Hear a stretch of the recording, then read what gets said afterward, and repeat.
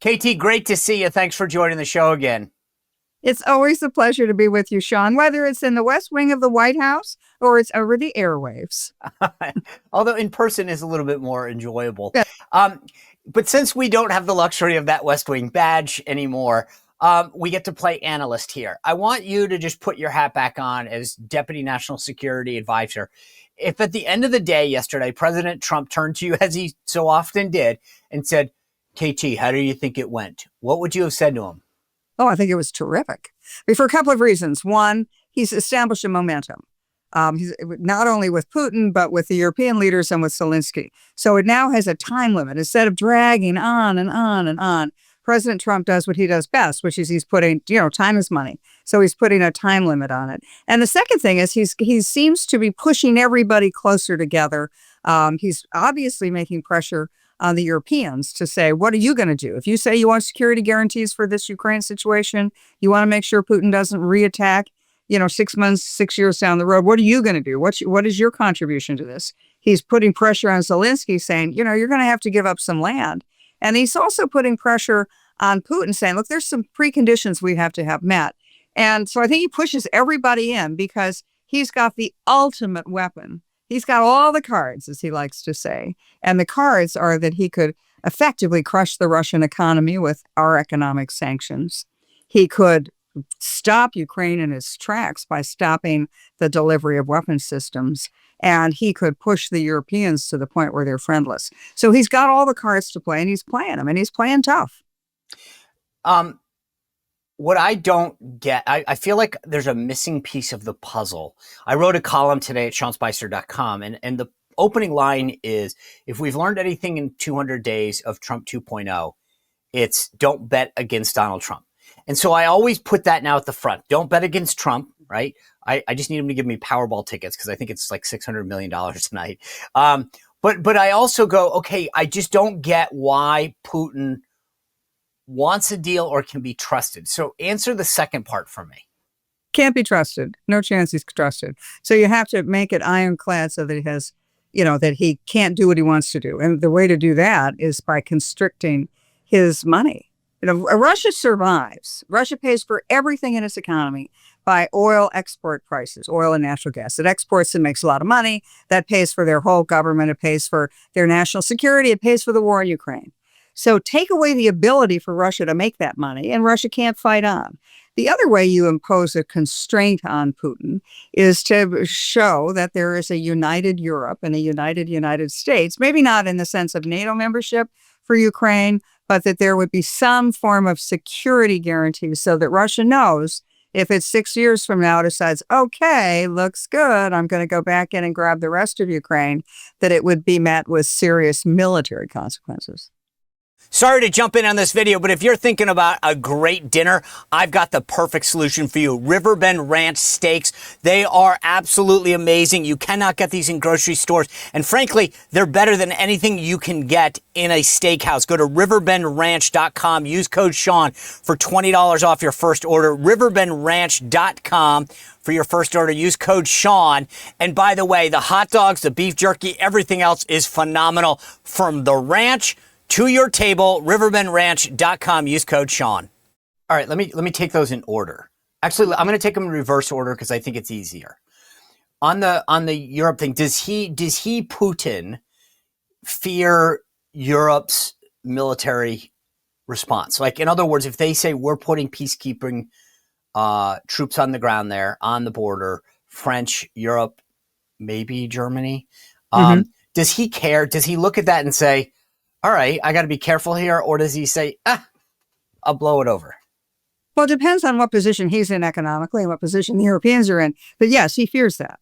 One of the things that he's always said is Ukraine cannot have NATO membership. Why? Because he might be able to pick on Ukraine, but he can't pick on NATO. But is that really a proxy for he just worries about us? Like, in other words, I think that's you're right about NATO, but he realizes that NATO means, i.e. proxy, is the United States. An attack on, Belgium is an attack on the United States.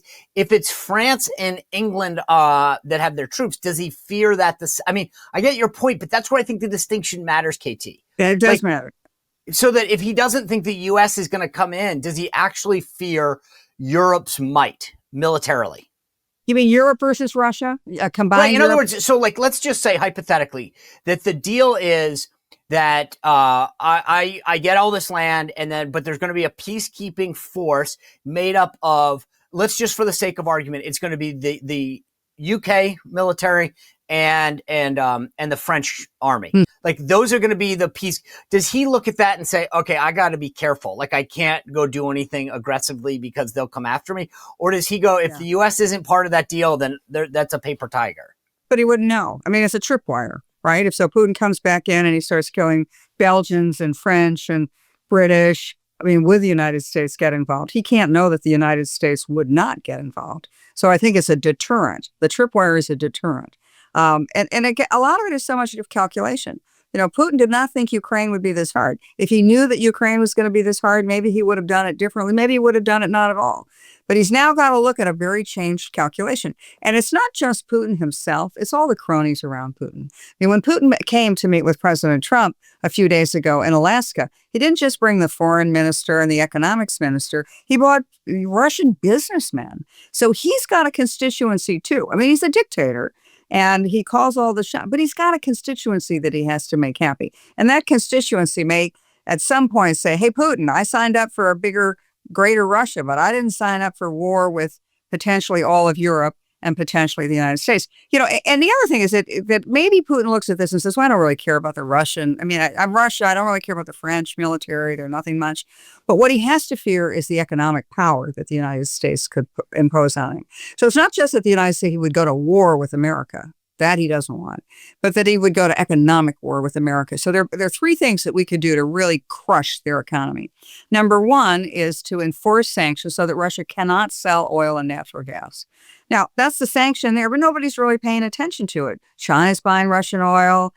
Turkey's buying Russian natural gas. I mean, the Netherlands are buying Russian oil. So President Trump could go to all those countries, and he has gone to India, and say, look, you choose. You want to buy Russian energy? Fine, but you don't have access to the American market. You cannot sell your goods in America. And everybody knows that that crushes their economies. So when President Trump says not only don't buy Russian, but then he offers an alternative. Why don't you buy American energy? It's cleaner, safer, better, faster, reliable. That gives them an alternative. So that's how he could crush the Russian economy, by depriving it of money. The other way he could crush the Russian economy is we control what's called the SWIFT system. It's the international banking system. So in other words, if Russia wants to sell oil to India, they have to clear the check at some bank. And it's an American bank which controls the clearance process. So we could shut them out. We could say, Russia, no thanks. You're not going to check. You're not going to receive or pay through an American bank. So they're out of the international banking system. And then there's a third thing, which is that Russians have what was called a rainy day fund, about $300 billion, that they had sort of saved up for just in case. And those assets have been frozen. The Europeans want to have access to them, unfreeze them, but to give them to Ukraine. So all three of those things would be devastating to the Russian economy. So they've got it in their calculation. It's not just, oh, are we willing to go to war with maybe some European countries, maybe even America, or are we also willing to just really crush our economy? So on this SWIFT banking thing, it's funny because you said that, and I remember having to transfer money to, I think it was an Australian place, and they were literally like, you need to place this through a SWIFT thing, and I didn't know what that was. So I now actually know what it is. But so is it currently the case that they do transfer this money through the SWIFT, meaning, in other words, we currently do allow it?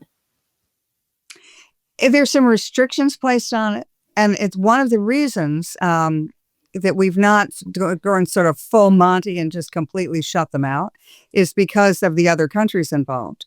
And what you've seen is that other countries have started bartering, where they'll say, well, I'll buy your oil, but I'm not going to pay for it with a check that goes through the SWIFT system in dollars. I'm going to pay for it with, I don't know, potatoes or something. Obviously, that's not a very good or efficient economy. So we have a lot of economic pressure. But the other thing is that, and this is what I so respect President Trump for, he's threading a needle. When we were in the White House, Sean, all he had to do was deal with Russia alone. And he had hoped that he could improve a relationship between the United States and Russia, because then that would leave him free to confront the really big issue, which was China. But the intelligence community and the Democrats and the bureaucracy sabotaged any ability President Trump had to do a regularized relationship with Russia. It was Russia, Russia, Russia. You couldn't even talk to the Russians for fear that you were going to be arrested and thrown in jail for treason. So what he now has, though, is President Trump knew he did not want Russia and China to be in an alliance.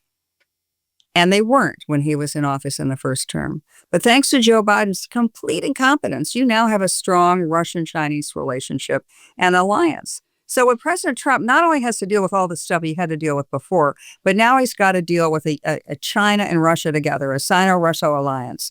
And those two together with Chinese technology, Chinese money, Russian natural resources, Russian military, that aimed at the United States, at dislodging the United States from a position of power and authority, that's really tough for us. So President Trump has to try to solve Ukraine in the following way. He needs to protect Ukraine, has to keep the Europeans as our friends, but at the same time, he doesn't want to lose Russia. He could solve Ukraine by doing the things you and I've just talked about crushing the Russian economy. What does that do? Crushes the Russian economy and shoves the Russians into the waiting arms of China. He could also make good friendships with Russia at the expense of Ukraine.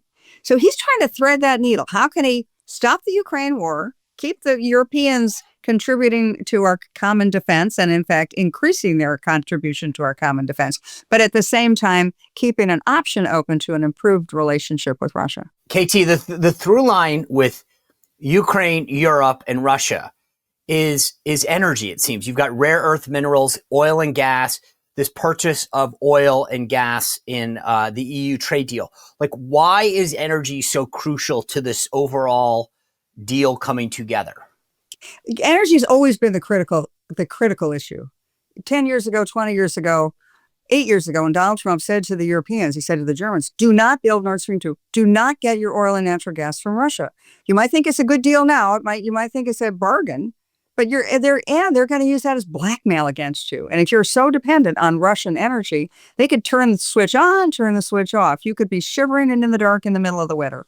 So buy American, don't buy Russian. Well, they didn't take his advice, of course, and they tried to buy Russia, Russia, Russia. They thought it was going to be great for their economies. Well, it turned out President Trump was right. The Russians have used that as blackmail. So we now offer them an alternative, which is American energy, oil and natural gas. And as you pointed out, in that new EU, European Union, U.S. trade deal, a big part of it was that they would buy American oil and natural gas to wean themselves off of Russia. But they're not completely off. European countries are still buying Russian oil and natural gas. And the way they do it, and, you're a Navy guy, you understand this, they have these big container ships, these tankers, that leave Russia with like Russian lettering on the side, and they're oil tankers. And they go to some third country, maybe it's Turkey, it's even the Netherlands, and they kind of paint over the side of the boat. And they say something, European Energy Company. And then that company sells oil and natural gas to France, to Germany, to other countries. So it's an indirect route of Russia getting its money from the Europeans. So when you think about it, if the Europeans are so mad that the United States needs to do more to help Europe and to save Ukraine, why, Europe, are you guys paying money to Russia that Russia is turning around to use to fight in Ukraine? How important are the rare earth minerals? I know that previously when we were talking to Ukraine, that was a big thing that Scott Bessent and others talked about. How important is that, either for us to have access to it or to deny Russia? All right, the rare earth minerals are essential because they're essential for any modern communications. They're essential for any military systems. I mean, we can't do without them, whether it's in your cell phone or in the guidance system, of a cruise missile. You need it. We don't have any. Or we have some, but we don't use it because of environmental concerns. The Russians, they have a little bit. Ukraine has a lot in eastern Ukraine. But the country that dominates the rare earth mineral market is China. They bought it up all over the world, and they're deciding, again, they use blackmail. And they're saying to the U.S., you do what we want, or you're not going to have rare earth minerals. And so one of the things that Donald Trump has realized, and I think this was an eye-opener when he came into office, is, yikes, our military equipment is completely dependent on China's rare earth minerals. We need an alternative source. So why do you think he's looking at Canada? Canada has rare earth minerals. Yeah.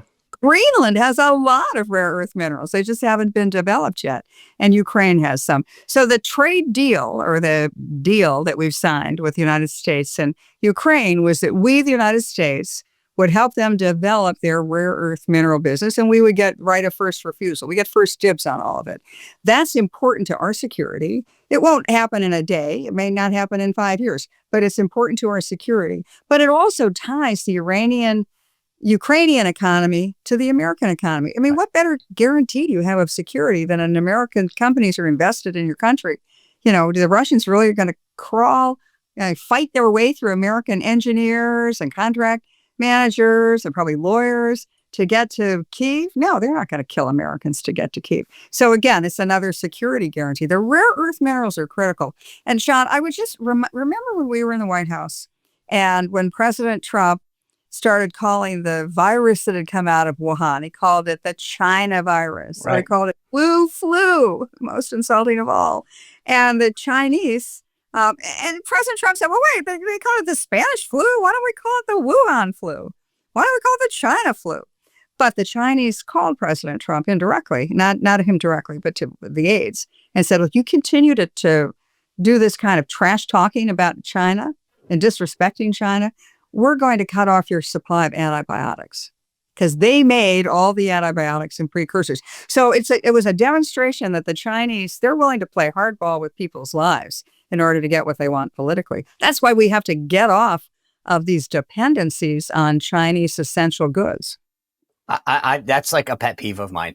They send us a virus, and then we were like, can we have the PPE and the pharmaceuticals to address the virus that you sent us? It's like literally saying, can I have some water to the guy who set your house on fire? I want to get back to Putin, though, if I can. I guess the name of the game is that, like, we talked about the trust. I just don't even know that he wants a deal. And I think you're going to see a level of obfuscation that is pretty epic in the next couple of weeks. And he's going to have an issue with the location of the meeting and then whether there was water at the table and how much land. I mean, so if you were a betting person, what would you place the odds that there's actually a deal with Putin? Oh, I think there'll be a deal. You do? Yeah, I think the hard way or the easy way. The easy way is that Russia agrees to a deal of some sort where they get some kind of land. Ukraine doesn't get NATO membership, but maybe it gets some kind of security guarantee from European countries. And then President Trump promises the Russians, if you do a deal on Ukraine, then a lot of good things are going to happen between the United States and Russia. So it's like a carrot and a stick at the same time.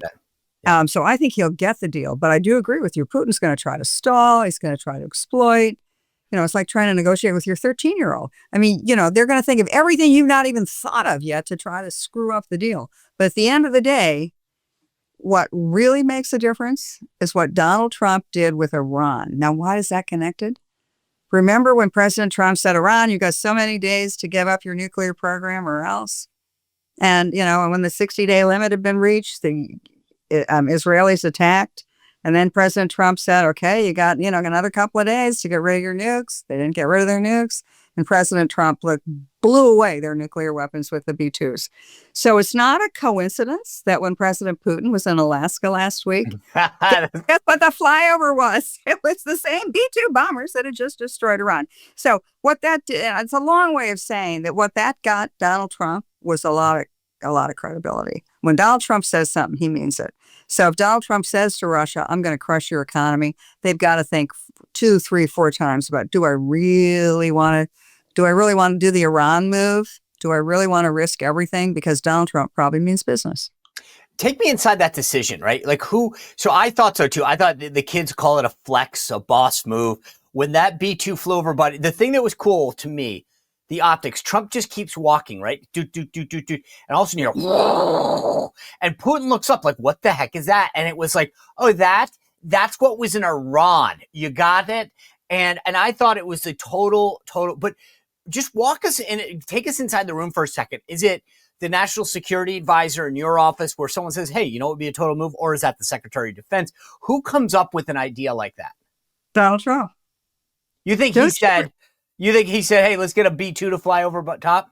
Yeah, I mean, don't you remember, Sean, that we were preparing him for one of his early debates in 2016, and he said, "I think I've got an idea," and it was a debate against Hillary, and he said, "Let's really rattle her.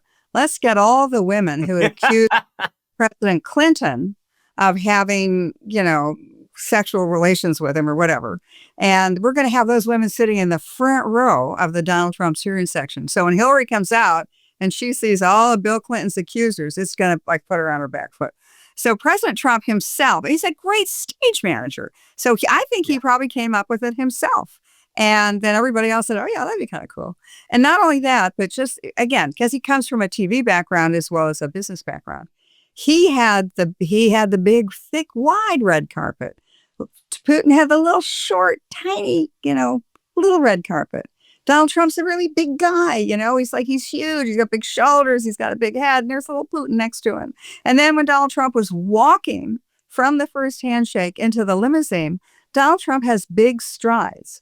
So for every step Donald Trump took, Putin had to take two. So it looked like a little kid trying to catch up with mom. It was all that stuff. Donald Trump understands it, and he understands the power of that visual image.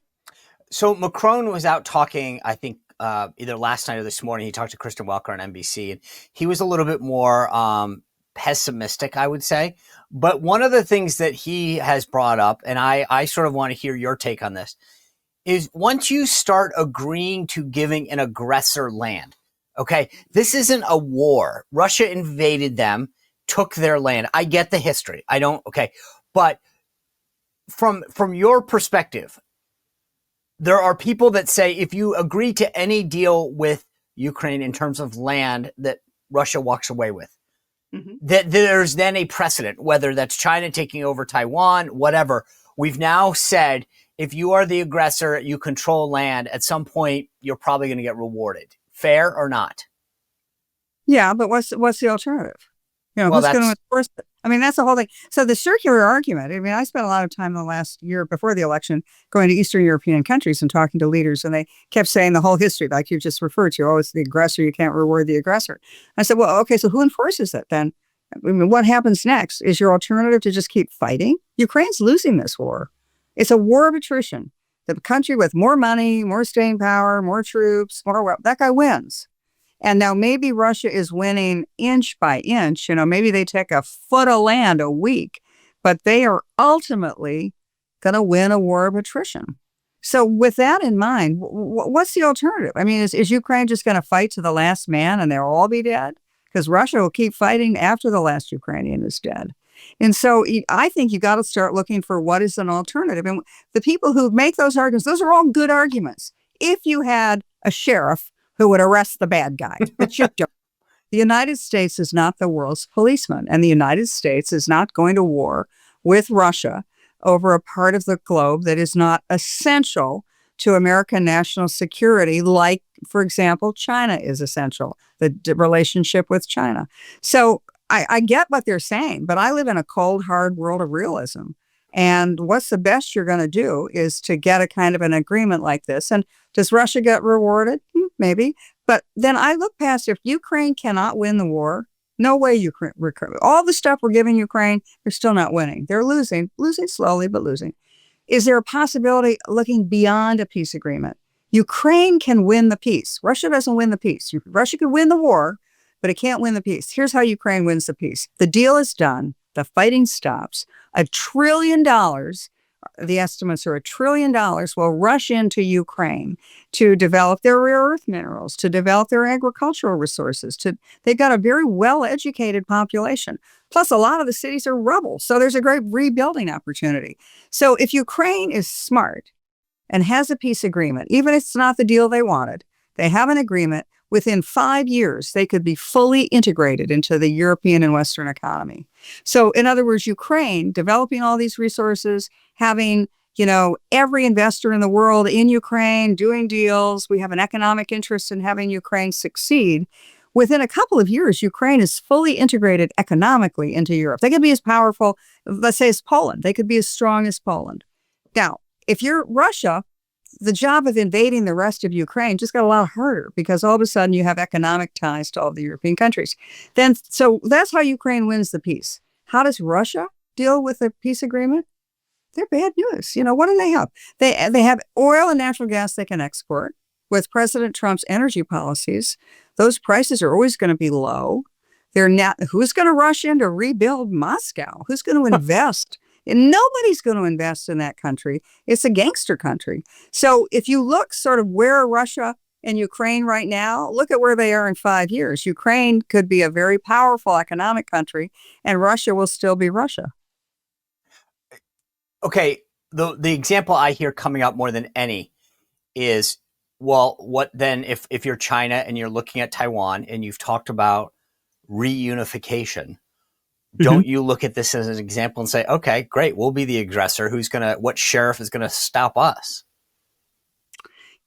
Could do.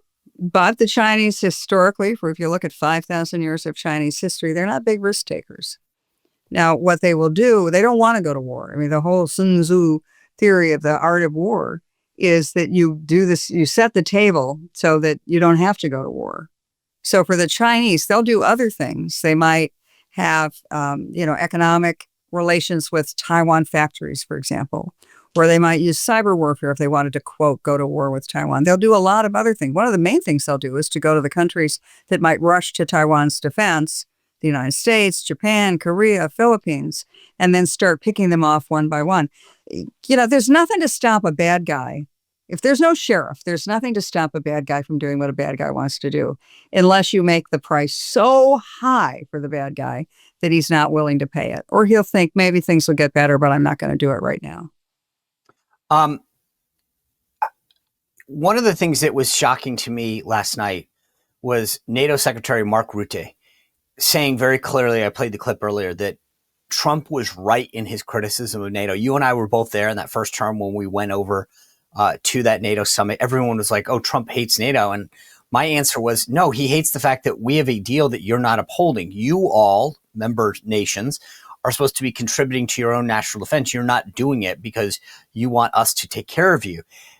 I felt like there was a little bit of vindication yesterday by it was like Trump was right. There is that picture from that first NATO summit where Trump is sitting at the desk. He's like, his hands folded and his shoulders bunched up. And then Angela Merkel from Germany is leaning over him, and Macron is there, and Boris Johnson and the Canadian. They're all kind of looking at Trump like, you idiot, don't you know? Why are you asking this of us? I remember being in the Oval Office with the first phone call President Trump had with Chancellor Merkel of Germany. And the first words out of her mouth were, what are you going to do about Ukraine? And he said, well, what are you going to do about Ukraine? It's your neighbor, not my neighbor. Why are you not doing anything about Ukraine? So, yeah, I think that there's a lot of vindication that Trump was right all along. Obviously, the Russian invasion of Ukraine helped tip the balance. But that invasion would never have happened if they'd all listened to Donald Trump in the first place. I mean, first of all, Russia would not have had the money to do it because oil prices would have remained low.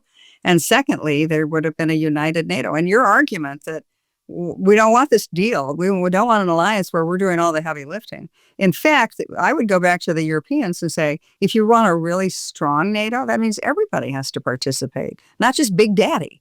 Everybody has to do their percentage and do their fair share of defense. That's the Italians. I want to ask you one last question. I get asked this a lot, and I want to get your take on this. What is different between Trump 2.0 than the first term, in your mind? There are three things that are different. In 1.0, and you know this better than anybody, you had an adversarial press that was very powerful. You had a Democrats in Congress who were very powerful.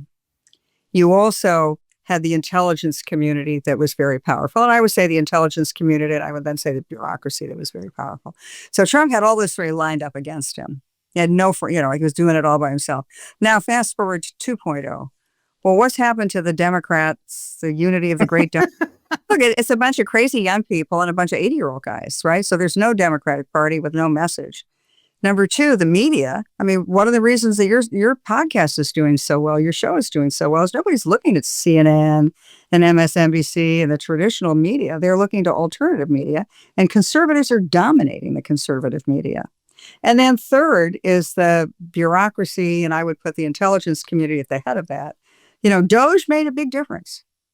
That Elon Musk unveiling this crazy crazy stuff we were paying for. All of a sudden, the bureaucracy wasn't so powerful. And then having the combination of Pam Bondi and Kash Patel and Dan Bongino going after the intelligence communities, and then the intelligence community leaders, all the CIA director, et cetera, declassifying all of those documents where they were planning the destruction of President Trump and just letting it all hang out. There goes the bureaucracy. So Trump doesn't really have any organized opposition anymore. I mean, a young 32-year-old guy who's a communist who wants to run for mayor of New York, Gavin Newsom, I mean, that's his opposition. I think the opposition's faded away, which is great. Yeah. KT, I did enjoy our time. It was funny. I talked to a cabinet level person the other day who said, there's things, both sides, this guys in the second term, I think it's a much different place. They're getting a lot done, but like we had the opportunity to break a lot of glass and do a lot of things with this president for the first time. And so it's amazing sometimes to have conversations with people like you and to remember, I think the history that we made together and how different the world is now because of it.